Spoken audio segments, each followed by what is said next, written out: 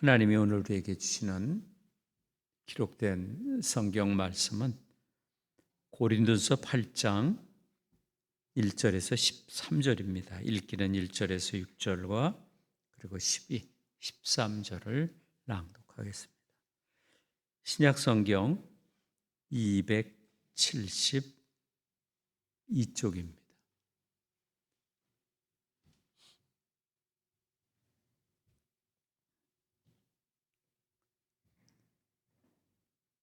우상의 제물에 대하여는 우리가 다 지식이 있는 줄을 아나 지식은 교만하게 하며 사랑은 덕을 세우나니 만일 누구든지 무엇을 아는 줄로 생각하면 아직도 마땅히 알 것을 알지 못하는 것이요 또 누구든지 하나님을 사랑하면 그 사랑은 하나님도 알아주시느니라.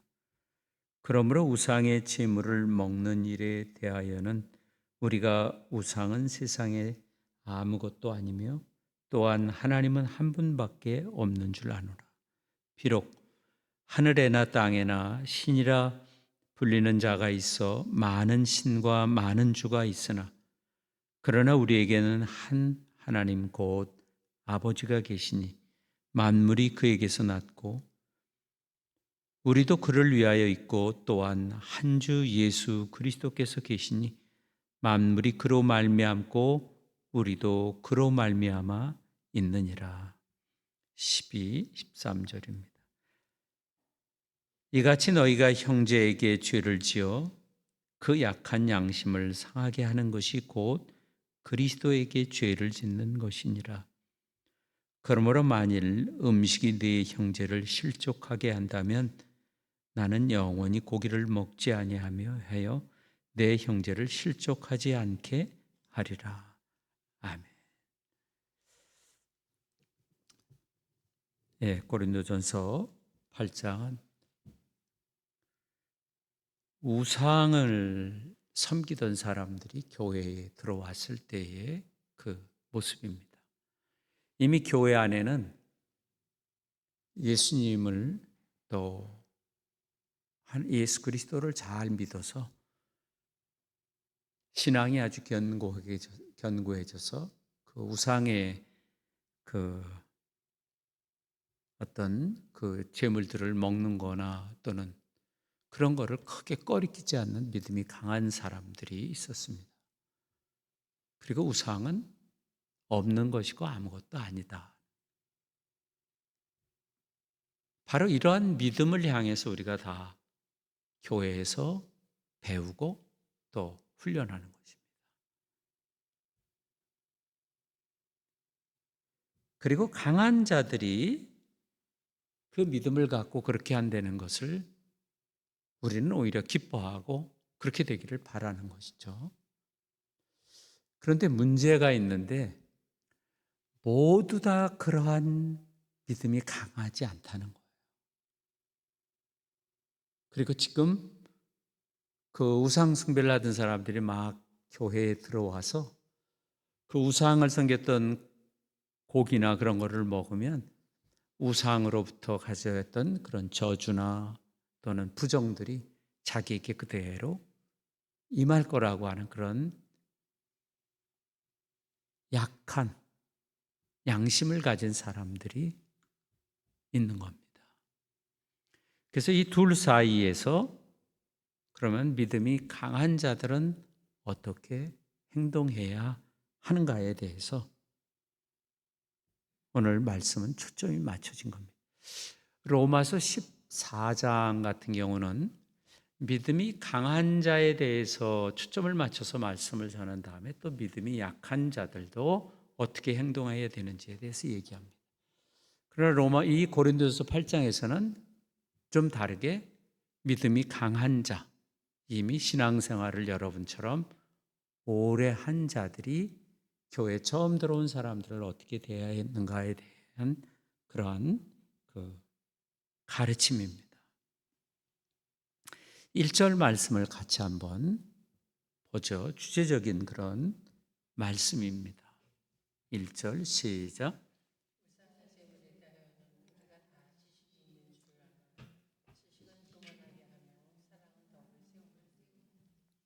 예, 지식은 교만하게 하며 사랑은 덕을 세운다. 그러니까 사랑의 방식이 있고 하나는 지식의 방식이 있다고 하는 거죠. 그래서 이 지식은 교만하게 하는데 반대로 사랑은 덕을 세운다.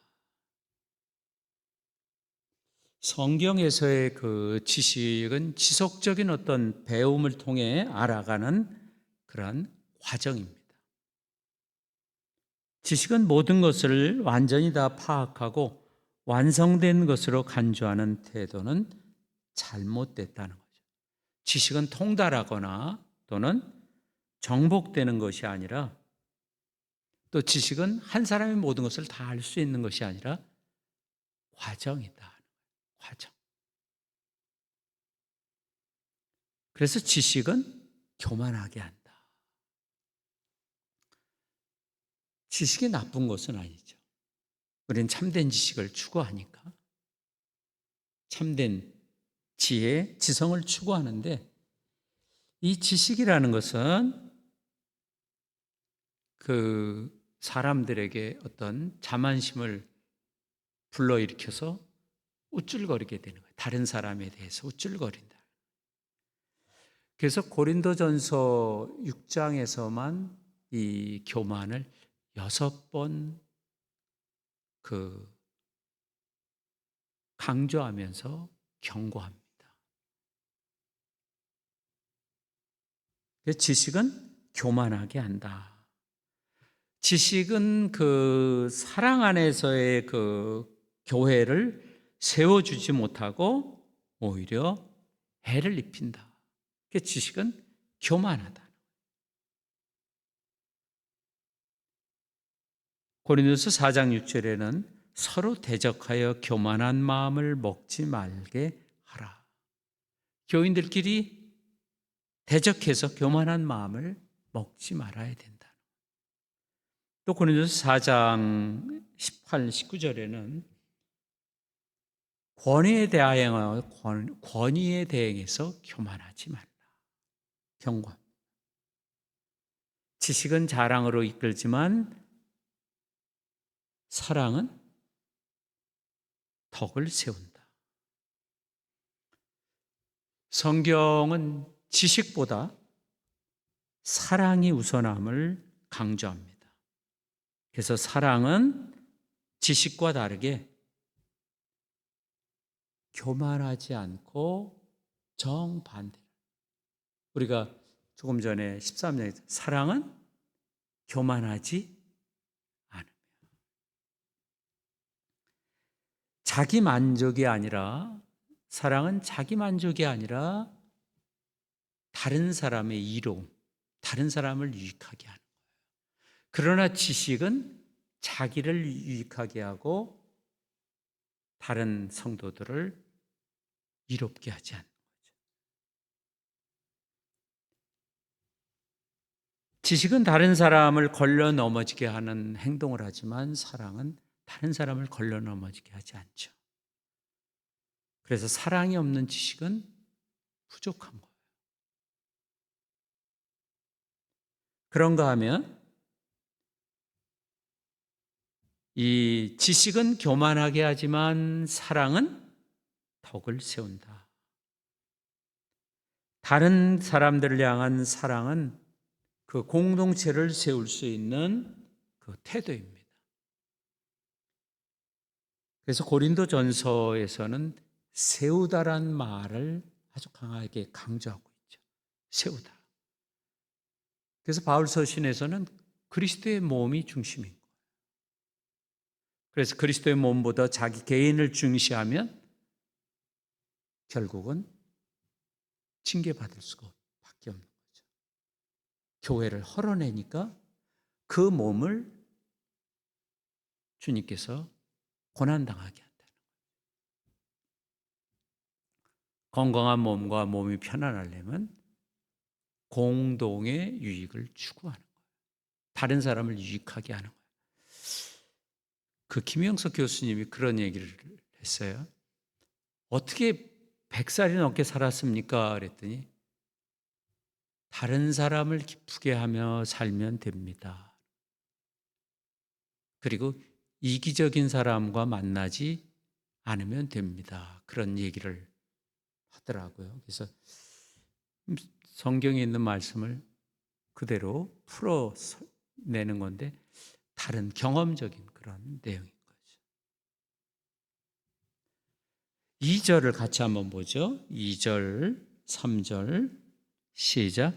만일 누구든지 무엇을 아는 줄로 생각하면 아직도 마땅히 알 것을 알지 못하는 것이요. 또 누구든지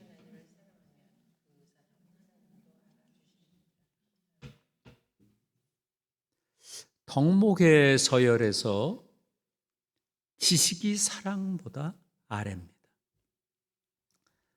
세상에서는 지식이 사랑보다 앞서겠죠. 왜냐하면 모든 시험은 다 뭐예요? 지식을 테스트하잖아요.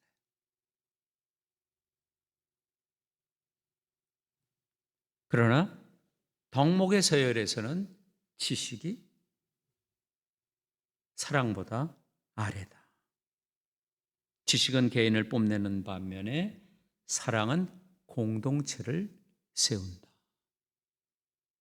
다시 말해서 중요한 것은 사랑으로 해석된 지식입니다. 구체적으로 말해서 이건 관계적인 지식인 거예요. 관계적인 지식인 거예요. 나와 다른 사람과의 관계에 대한 그 지식. 나와 다른 사람의 관계에서 관계를 눈뜨게 하는 하나님의 사랑의 지식이 바로 성경이 이야기하는 참 지식입니다. 그래서 중요한 것은 어떤 것을 아느냐가 아니라 하나님이 알아주시는 것이 중요하다. 여기 아주 독특한 표현이 있어요. 이 2절입니다. 2절. 3절. 같이 읽죠? 누구든지 예. 그 사람을 하나님이 알아주시는 게 중요하다. 기독교 믿음은 모든 것을 변화시키는 한 분 예수 그리스도, 한 분 하나님과의 관계에 들어가는 것이죠. 그래서 누구라도 이 지식을 어느 정도 가졌다고 생각한다면 아직도 뭐예요? 정작 알아야 될 것을 알지 못하는 것이다. 우리 그리스도인들이 믿음으로 하나님의 은혜로 그 칭의를 받은 후에 거룩한 삶은 과정인 거야. 계속되는 거야. 내가 거룩해졌다. 굉장히 교만한 거죠. 거룩해진 수가 없잖아요. 이 세상에서. 완성될 수가 없는 건데. 과정일 뿐이죠. 겸손히 배우고 그래서 알아가는 과정을 성경은 칭찬합니다.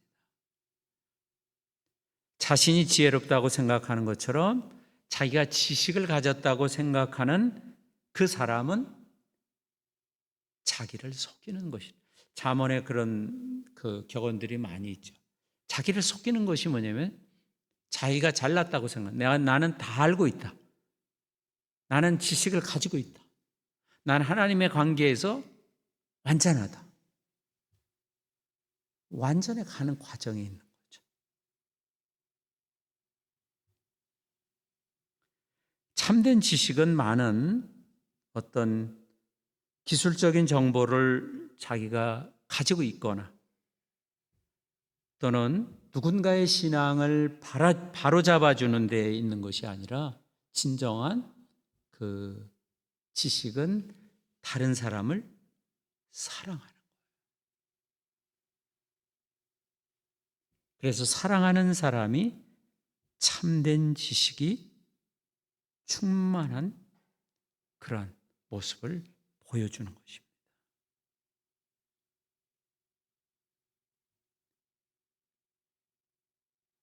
그렇다고 해서 지식이 우리 그리스도인의 그 행동의 주요한 근거가 될 수 없다는 말은 아니죠. 교리나 이런 것을 기본적인 것을 지식을 갖고 있지 않다고 하면 이건 큰 문제죠. 기독교 우리 신앙에 있어서 지식이나 통찰력은 그 지식을 갖는 것을 목적으로 하지 않는다는 거예요. 그 목적이 뭐냐면 위대한 목적은 다른 사람을 세우기 위해서 내가 지식을 갖는다. 세상에서는 자기가 높아지기 위해서 뭐 승진 시험도 보고 입사 시험도 보고 하지만 기독교의 모든 지식은 자기 중심이 아니라 누구요? 다른 사람, 교회인 거예요. 그래서 지식과 대도적으로 정말 중요한 것은 사랑이라. 그래서 사랑은 교회를 세운다. 덕을 세우는 교회를 세우는 거예요. 사랑이 없는 자는 교회를 헐어내게 되겠죠. 2절에 아직도 마땅히 알 것을 알지 못한다고 하듯이 마땅히 알 것을 아는 사람은 교회 안에서 다른 교인들을 사랑하게 되어 있는 것이죠. 왜냐하면 참된 지식은 세상이나 나로부터 나오는 것이 아니라 하나님으로부터 나오기 때문에 세상의 모든 지식은 사람으로부터 사람이 연구하고 개발하고 한 것부터 오죠. 또는 이 세상으로부터 오지만 우리가 갖고 있는 지식은 다 창조주요, 구원자요, 심판자요. 영원한 우리 아버지 하나님으로부터 오기 때문에 참된 지식은 다른 사람을 사랑할 수밖에 없게 만드는 거죠. 4절에 보면 하나님은 한 분밖에 없는 줄 아노라. 하나님 한 분밖에 없기 때문에 우상은 뭐예요? 실제로 아무것도 아닌 거예요.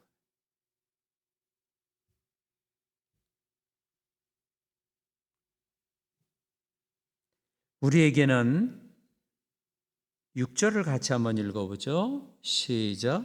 그러나 우리에게는 한 하나님 곧 아버지가 계시니 만물이 그에게서 났고 그리고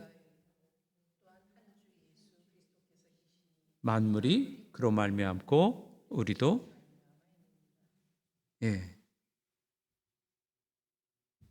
한 분 하나님 그리고 하나님과 사람을 이어주는 그 중보자 예수 그리스도 주님 한 분밖에 없다. 창조주로서의 하나님과 또 창조의 중재자로서의 예수 그리스도를 우리는 믿는다는 거죠. 유일하신 아버지와 유일하신 아들이신 예수 그리스도만 있다는 거죠. 그러니까 우상이라는 것은 아무런 그 근거도 없는 거고 중요하지 않는 것이죠. 그래서 우리는 한 분 하나님께 굴복하고 예수 그리스도를 한 분 주님으로 고백하고 그분을 섬기는 것입니다. 그렇기 때문에 한 분 예수 그리스도가 모든 사람을 위해서 십자가에 돌아가셨기 때문에 나뿐만이 아니라 믿음이 약한 자들을 위해서도 어떻게 해요? 그분이 돌아가셨기 때문에 기독교의 그 어떤 윤리, 우리의 그 삶의 그 원칙은 지식이 아니라 사랑인 거예요. 구원의 주도권은 하나님으로부터 오는 겁니다. 우리 자신에게서부터 나오는 것이 아니라 우리를 선택하시고 죄와 사망의 권세로부터 구출해내시는 분이 하나님이라. 내가 하나님을 사랑하는 것이 아니라 그분이 나를 선택하고 나를 사랑했기 때문에 이 지식도 하나님으로부터 온 지식이라는 거예요. 그래서 중요한 것은 하나님을 아는 지식이 아니라, 구약의 예언자는 하나님을 알라, 힘써 알라 그렇게 얘기를 했어요. 틀린 말은 아니지만 지금 여기에서는 다른 면을 강조하는 거예요. 하나님께서 우리를 아시는 것. 그래서 갈라디아 4장 9절에는 이제는 너희가 하나님을 알 뿐더러 하나님의 아신 바 되었다. 여기 3절에 그 사람은 하나님도 알아주신다는 거예요. 하나님이 나를 알아주신다는 거예요. 이걸 그 쉬운 성경은 이렇게, 그 새한글 성경은 이렇게 번역했습니다. 이제는 여러분이 하나님을 알게 되었습니다. 그렇죠. 우리가 하나님을 알게 됐죠. 아니, 오히려 여러분은 하나님이 아시는 사람이 되었습니다. 하나님이 여러분을 아시는 그런 사람이 됐다.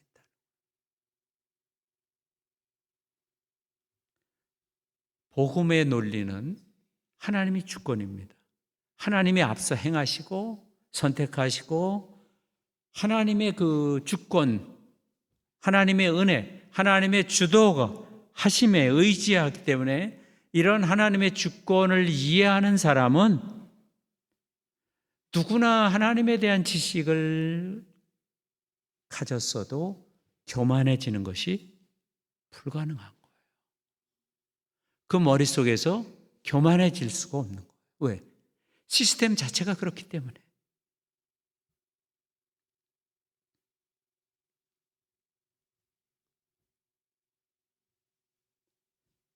옳다는 것이 전부일 수 없는 이유는 무엇일까?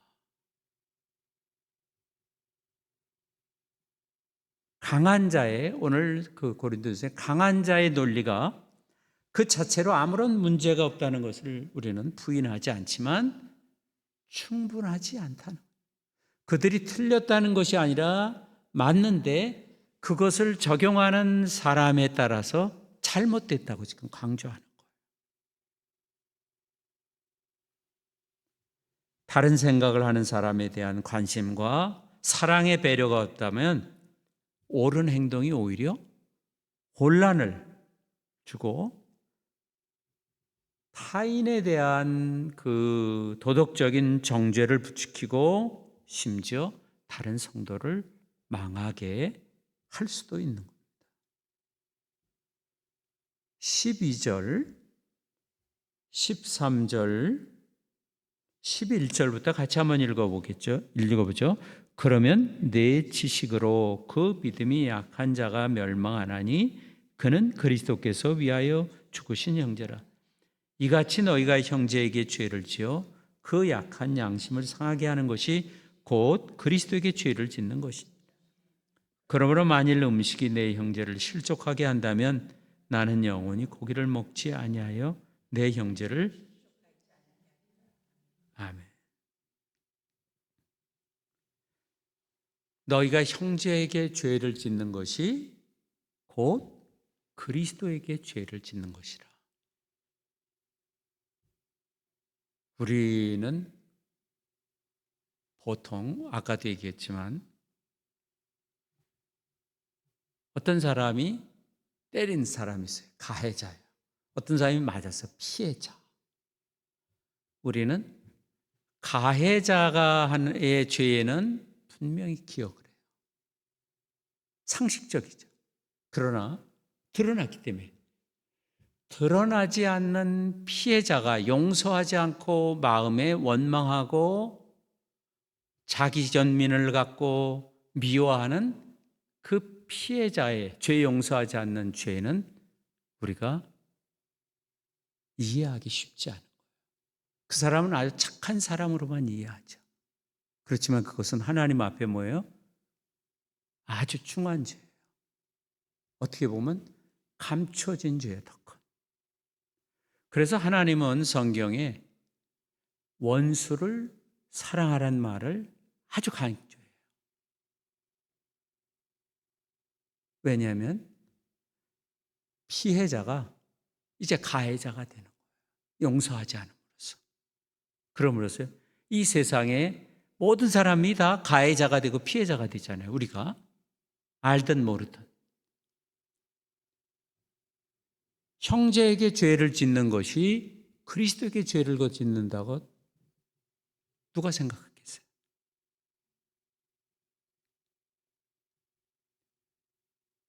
바울이 다메섹에서 예수님을 만난 후에 예수님으로부터 받은 말씀이 그겁니다. 내가 왜 나를 핍박하느냐? 하나님을 핍박한 적은 한 번도 없는 거예요. 그리스도인을 핍박하고 교회를 핍박한 것이 결국 온 우주를 다스리시는 왕이신 그리스도를 대적한 것이 됐다는 거죠. 그러니까 가시를 뒷발로 자꾸 뒷발질하는, 가시에 대고 뒷발질하니 얼마나 고통스럽겠어요. 원수를 사랑하지 않는 사람은 굉장히 고통스러운 거예요. 결국 몸의 병뿐이 올 수밖에 없는 거죠. 형제에게 죄를 지어 곧 그것이 그리스도에게 죄를 짓는 것이라. 그리스도께서 모든 사람을 위해 죽으셨기 때문에 결국 그 다른 교인들에게 죄를 짓는 것이 그리스도께 죄를 짓는 겁니다. 그리스도에게 죄를 짓는 것은 곧 그의 몸인 교회를 멸망시키는 것을 의미합니다. 우리는 직접 예수님을 험담하거나 예수님에 대해서 무슨 죄를 짓겠다고 달려드는 사람은 아무도 없죠. 왜? 예수님을 주로 믿기 때문에. 그러나 실제로 우리가 하는 행동에 있어서는 그리스도께 죄를 짓는 것이 있다는 거예요. 성경을 통해서 우리 자신을 살펴보면 우리는 형제를 돌보고 사랑하게 하는 복음으로 새로운 사람이 되었습니다. 교회에 속한 사람들은 함께 조화를 이루는 삶을 배워나가는 겁니다. 책임지는 삶을 배워나가는 거예요. 그래서 그리스도의 몸 안에서의 모든 행동은 다른 지체들을 돌보는 것을 가장 중요한 동기로 삼는 것입니다.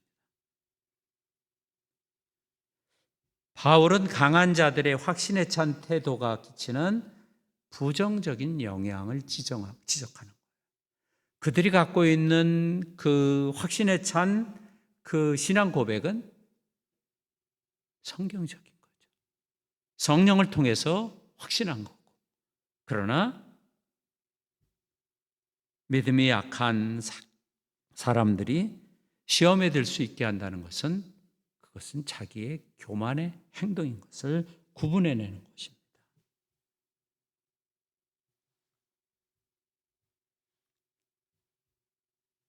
그래서 우리는 올바른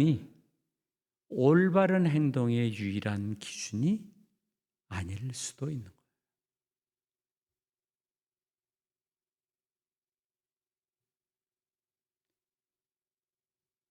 강한 자에게는 특정 상황에서 행사해서는 안 되는 권리가 있다는 것입니다.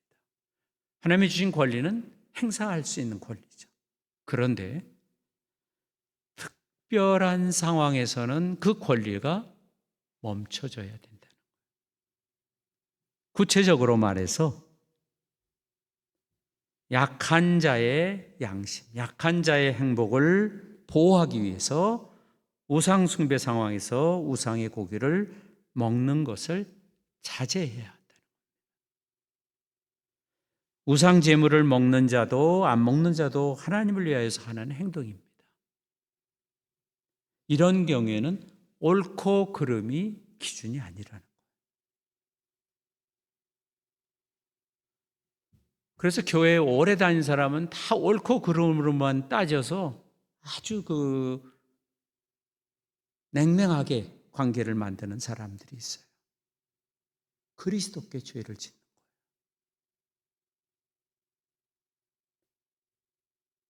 모든 경우에 합당한 것이 아니라 이런 경우에는 옳고 틀림이 기준이 아니라 상대방의 믿음이 성장하도록 하는 것이 기준이라. 저는 요새 아기들을 보면 아이들이 밥을 먹을 때 또는 라면이나 국수류를 먹을 때 보면 많이 흘리잖아요. 그럼 요새는 목에다가 이렇게 밥그릇처럼 생긴 고무로 되어 있는 것이 있더라고요. 먹으면 하나 10개를 잡으면 하나 입에 들어가고 9개는 여기 다 있어요. 그럼 나중에 여기 있는 걸 엄마가 다시 그릇에 쏟아놔요. 그럼 또 먹으면서 또 여기다. 그 애기에게 왜 똑바로 안 먹고 숟갈질 못하냐고 야단을 치거나 벌을 준다고 하고 책망을 하면 그 애가 먹는 방법을 잃어버리겠죠. 바로 이와 같은 특별한 상황을 여기에서 이야기하는 겁니다. 우리는 이 말씀을 통해서 참된 성경적인 교리, 바른 참된 교리를, 성경적인 지식을 필요 없다. 이러한 극단적인 사고를 가져서는 안 되고, 또 옳고 그름으로 모든 것을 판단하려고 하는 그러한 사고를 가져서도 안 된다는 것을 우리는 배워야 합니다.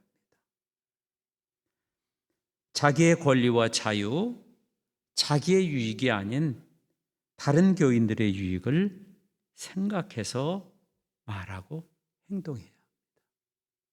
자기 좋다고 하는 게 아니라. 그래서 성경은 계속해서 자기의 유익을 구하지 말고 남의 유익을 구하라. 책임 있는 삶을 살라는 거예요. 고린도서 10장에서는 많은 사람의 유익을 구하여 저희로 구원을 얻게 하라. 고린도서 13장에는 그래서 사랑에 대해서 또 아주 넓게 포괄적으로 이야기합니다. 오늘 이 말씀이 우리 모두에게 귀한 그러한 기둥이 되기를 바랍니다. 기도하겠습니다. 들은 말씀을 붙들고 잠깐 같이 기도하겠습니다.